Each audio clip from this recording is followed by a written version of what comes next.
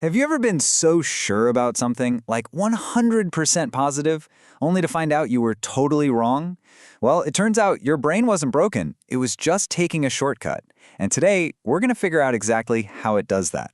So to get started, we're going to do a little experiment right here, right now. The key is don't think too hard. Just go with your gut. Your brain is about to take one of those shortcuts I was just talking about. So let's see it in action. Okay, first question. Real simple. Is the population of Canada more or less than 200 million? Quick answer in your head.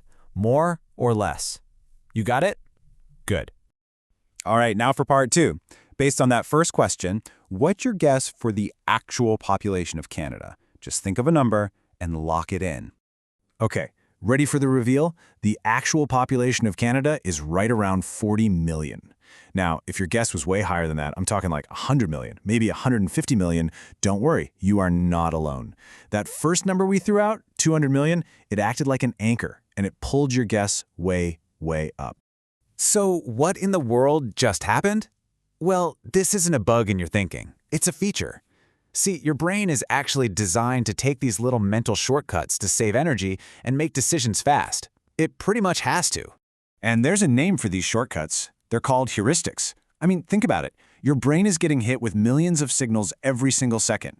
Heuristics are just these quick rules of thumb that stop you from getting totally paralyzed trying to analyze every little detail just to, get through the day. But here's the catch. Sometimes these super helpful shortcuts can lead to some, predictable mistakes, and that's what we call a cognitive bias. You can think of them like optical illusions, but for your thoughts. Your brain gets tricked by the very shortcut it was trying to take. These biases are running in the background of our lives all the time, and we usually don't even notice. So let's meet a few of them. We're going to dive into 3 of the most common culprits that are probably influencing your decisions as we speak. First up, the big one, confirmation bias. This one is like wearing a special pair of sunglasses. If you believe something, your brain automatically starts hunting for any little piece of evidence that proves you're right, and it just kind of ignores anything that suggests you might be wrong. So picture this student, Marcus. He's totally convinced his teacher is unfair. So if she gives a really hard test, he thinks, see, proof. If she gives an easy one, he thinks, oh, she's just trying to cover her tracks. No matter what she does, Marcus sees it through that she's unfair filter. That's confirmation bias in a nutshell. All right, next up is anchoring, and this one should feel pretty familiar. This is exactly what we did with the candidate experiment. Your brain latches on to the very first piece of information it gets and uses that as a starting point. And the problem is, it rarely adjusts far enough away from that initial anchor. Oh, and stores are masters of this. They use it on us constantly. You see a shirt with a tag that says originally $120, but it's on sale for $45. That first number, the $120, is the anchor.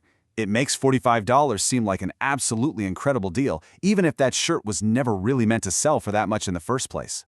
And our third one for today is the availability heuristic. Now this one's super simple. Basically, if you can think of an example of something really easily, your brain just goes ahead and assumes it must be common and that it's very likely to happen.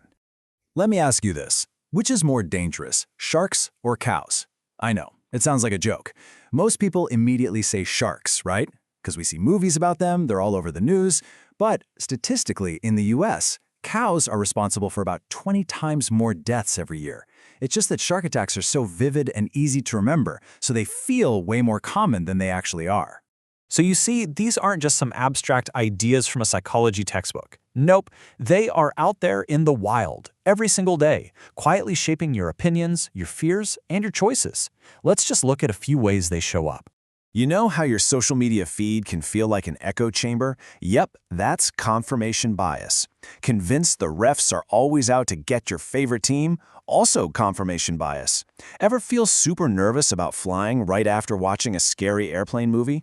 That's the availability heuristic, because that dramatic example is just so easy to pull up in your mind.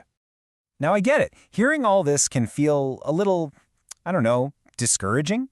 Like your brain is just this flawed machine you can't trust. But knowing about these biases isn't a weakness. It's actually the first step toward having a kind of mental superpower. And this is so important to remember. Everybody has these biases. I mean, everyone. Scientists, doctors, your teachers, everyone.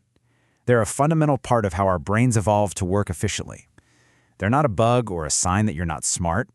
In fact, this whole idea was so revolutionary that the psychologist who really pioneered it, a guy named Daniel Kahneman, he actually won a Nobel Prize for it. His work proved that our brains have this fast, automatic system of thinking that's just full of these shortcuts, and understanding them is the whole key to making better decisions. So the most crucial point here is this. You can't just turn these biases off. It's not a switch you can flip. They're basically baked into your brain's operating system. The real goal isn't to get rid of them. It's to get better at noticing when they might be nudging you one way or another. If you take just one thing away from this whole explainer, let it be this rule right here. Just knowing where your brain likes to cut corners. That is the first and most powerful step you can take toward thinking more clearly and making smarter choices, especially when it really counts.